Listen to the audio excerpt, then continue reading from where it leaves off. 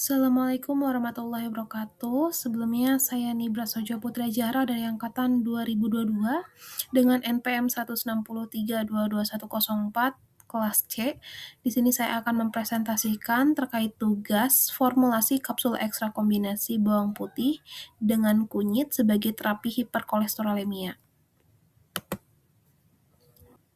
Hiperkolesterolemia adalah kondisi di mana kolesterol berada di atas nilai normal kolesterol total, yaitu kurang dari 200 mg per desiliter. Dapat menimbulkan gejala utama dan gejala penyerta atau bawaan akibat gangguan pembuluh darah dan metabolisme. Gejala utama ini dapat berupa nyeri dada, sesak napas, mudah lelah, dan nyeri kaki saat berjalan. Sedangkan gejala penyerta seperti pusing, sakit kepala, sulit tidur atau insomnia, pegal, kesemutan pada tangan dan kaki, mudah mengantuk, kurang konsentrasi, cemas, mudah stres, serta peningkatan berat badan. Bahan atau zat aktif yang digunakan salah satunya yaitu bawang putih atau Allium sativum. Dia memiliki beberapa senyawa bioaktif seperti alisin, azoin, dialsulfat, dan S-alilsistein yang berperan dalam pengaturan metabolisme lipid dan pencegahan kardiovaskular karena memiliki aktivitas hipolipidemik, antioksidan, serta anti-inflamasi yang mendukung penurunan kadar kolesterol. Kemudian, senyawa utama yang dipilih yaitu alisin. Dia menghambat aktivitas HMG-CoA reduktase sehingga terjadi penurunan pembentukan mevalonat dan produksi kolesterol endogen. Bawang putih ini dipilih sebagai bahan aktif utama karena memiliki penurunan kadar kolesterol dan diolah dalam bentuk ekstrak karena bentuk ini memiliki stabilitas yang baik, kandungan senyawa bioaktif yang terkontrol, serta lebih sesuai untuk diformulasikan dalam sediaan kapsul. Kemudian, kenapa dibuat dalam bentuk kapsul? Ini karena untuk meningkatkan akseptabilitas atau penerimaan pasien, mengurangi bau menyengat, serta memastikan ketepatan dosis. Ekstrak bawang putih itu berupa ekstrak kental, warna coklat, bau khas, rasa pedas, dan agak kelat. Kemudian rendaman tidak kurang dari 26, senyawa identitas yaitu alilsistein, kadar air tidak lebih dari 12, kadar abu total tidak lebih dari 2,7, kadar abu tidak larut asam tidak lebih dari 0,7%, kadar minyak atsiri tidak kurang dari 0,05%. Selanjutnya digunakan bahan aktif komplementer yaitu kunyit atau Curcuma domestica yang memiliki senyawa bioaktif berupa kurkumin yang bekerja dengan menghambat jalur inflamasi melalui penekanan aktivitas enzim siklus oksigenase. 2. Menurunkan produksi sitokin proinflamasi seperti tumor nekrosis faktor alfa dan interleukin 6 sehingga dapat meredakan nyeri dan peradangan yang merupakan gejala tambahan pada hiperkolesterolemia. Selain itu, kurkumin memiliki efek vasoprotektif yang meningkatkan fungsi endotel pembuluh darah, penurunan keluhan pusing, memiliki aktivitas neuroprotektif dalam menangkal radikal bebas dan menekan stres oksidatif pada sistem saraf untuk melindungi sel saraf dari kerusakan, sehingga mengurangi pusing dan rasa tidak nyaman. Sehingga, kunyit ini dipilih sebagai bahan aktif komplementer untuk membantu meredakan gejala penyerta seperti pegal-pegal, pusing, dan pada kondisi metabolik hiperkolesterolemia. Ekstrak kunyit sendiri ini memiliki bentuk berupa ekstrak kental, berwarna kuning, bau khas, dan rasa agak pahit. Rendaman tidak kurang dari 11, senyawa identitas berupa kurkumin dengan kadar tidak kurang dari 11,17%, kadar air tidak lebih dari 10%, kadar abu total tidak lebih dari 0,4%, kadar abu tidak larut asam tidak lebih dari 0,1%, dan kadar minyak atsiri tidak kurang dari 3,10%. Selanjutnya pemilihan eksipien. Pada umumnya bahan aktif kapsul ini dibuat dalam bentuk ekstrak kering sehingga pada proses pembuatannya ini perlu penambahan absorben.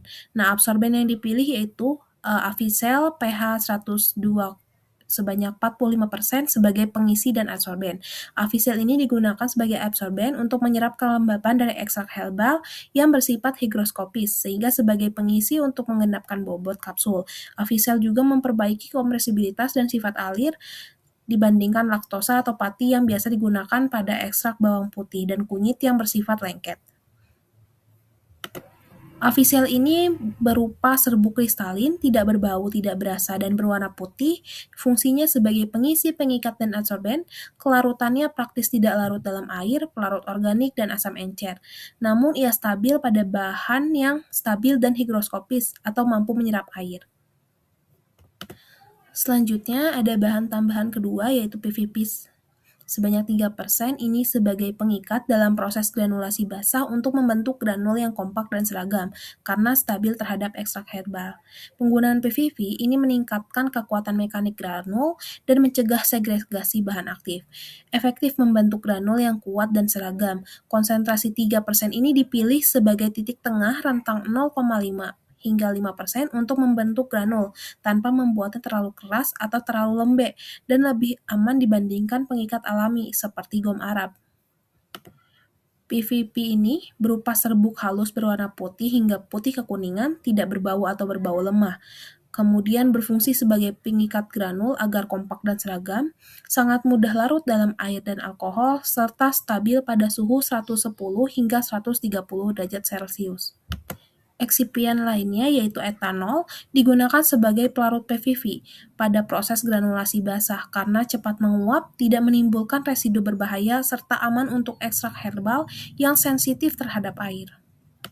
Selanjutnya digunakan amprotab, ini berfungsi sebagai penghancur granul yang membentuk granul terdisintegrasi menjadi partikel halus karena memiliki kemampuan menyerap air dan mengembang atau swelling dengan cepat. Berupa serbuk halus, putih tidak berbau dan tidak berasa, kemudian praktis tidak larut dalam etanol dan air dingin, dan harus disimpan di wadah tertutup rapat di tempat sejuk dan kering. Selanjutnya ada komponen fase luar. Yang pertama ada talkum. Talkum ini digunakan sebagai glidan untuk memperbaiki sifat alir granul, mengurangi gesekan antar partikel, dan memastikan pengisian kapsul ini berjalan seragam. Granul atau talkum ini berupa serbuk kristalin sangat halus, putih keabu-abuan, tidak berbau, mudah melekat pada kulit, dan bebas butiran. Kelarutannya ini praktis tidak larut dalam air, asam encer, alkali encer, dan pelarut organik, dan stabil dan dapat disterilisasi dengan pemanasan kering. Selanjutnya digunakan magnesium stearat sebanyak 2%. Ini digunakan sebagai lubrikan, yaitu untuk mencegah adesi granul pada alat selama proses pengisian kapsul, serta memastikan kelancaran proses produksi. Berupa serbuk halus, putih, bau khas asam stearat, dan rasa yang khas. Kemudian kelarutannya tidak larut dalam etanol dan air, stabil, namun penggunaan berlebihan ini dapat memperlambat waktu hancur sediaan. Selanjutnya, metode produksi yang dipilih adalah granulasi basah. Granulasi basah ini dipilih dalam pembuatan sediaan kapsul berbahan aktif ekstrak, di mana ekstrak tanaman umumnya memiliki sifat fisik yang kurang, seperti ukuran partikel yang halus, higroskopis, mudah menggumpal, serta memiliki sifat alir dan kompresibilitas yang buruk. Kondisi ini dapat menyebabkan ketidakteraturan bobot kapsul dan ketidakseragaman kandungan zat aktif apabila digunakan secara langsung tanpa proses granulasi. Nah, granulasi basah ini memungkinkan partikel serbuk ekstrak saling berikatan melalui penambahan larutan pengikat sehingga terbentuk granul dengan ukuran dan densitas yang lebih seragam. Granul yang dihasilkan memiliki sifat alir yang lebih baik, sehingga memudahkan proses pengisian kapsul dan meningkatkan keseragaman bobot serta kandungan zat aktif. Selain itu, metode ini juga dapat mengurangi segregasi antar komponen formula, terutama pada sistem multikomponen yang mengandung bahan aktif dan bahan eksipien yang memiliki perbedaan sifat fisik yang signifikan. Dibandingkan dengan metode granulasi kering atau pencampuran langsung, granulasi basah ini lebih efektif untuk bahan aktif dengan dosis kecil, sifat alir yang buruk, dan karakteristik kohesif tinggi, seperti ekstrak bawang putih dan kunyit. Oleh karena itu, metode granulasi basah ini sesuai untuk menjamin mutu, konsistensi, dan keterulangan proses pada formulasi sediaan kapsul. Sekian presentasi yang dapat saya sampaikan. Mohon maaf atas segala kekurangan. Terima kasih banyak atas waktu dan perhatiannya. Dah.